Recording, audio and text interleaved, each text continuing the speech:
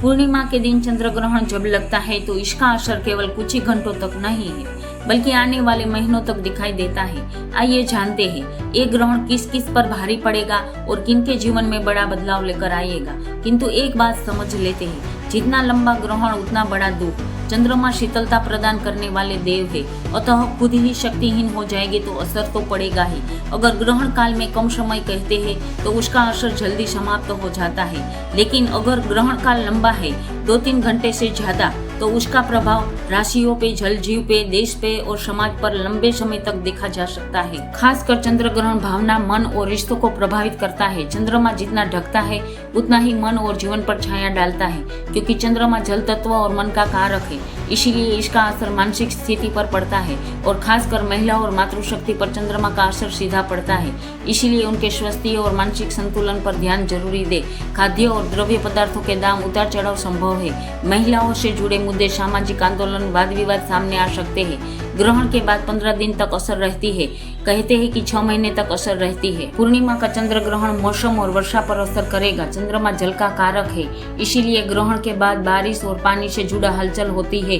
कहीं पर अचानक अत्यधिक वर्षा हो सकती है, कहीं पे कम वर्षा हो सकती है। समुद्र क्षेत्रीय में जल स्तर बदलाव हो सकता है। वर्षा ऋतु के बाद अचानक बारिश या बाढ़ जैसी भारी नुकसानी स्थिति बन सकती है।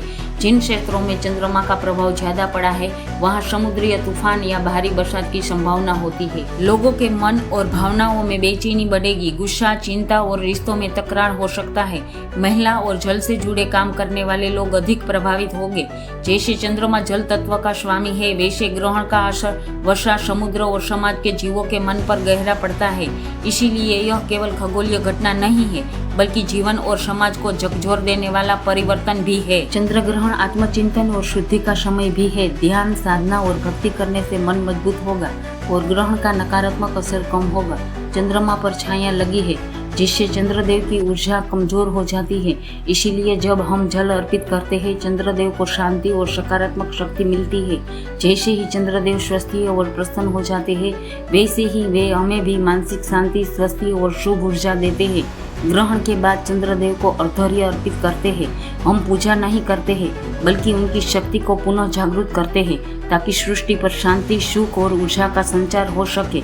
जय भोलेनाथ, हर हर महादेव।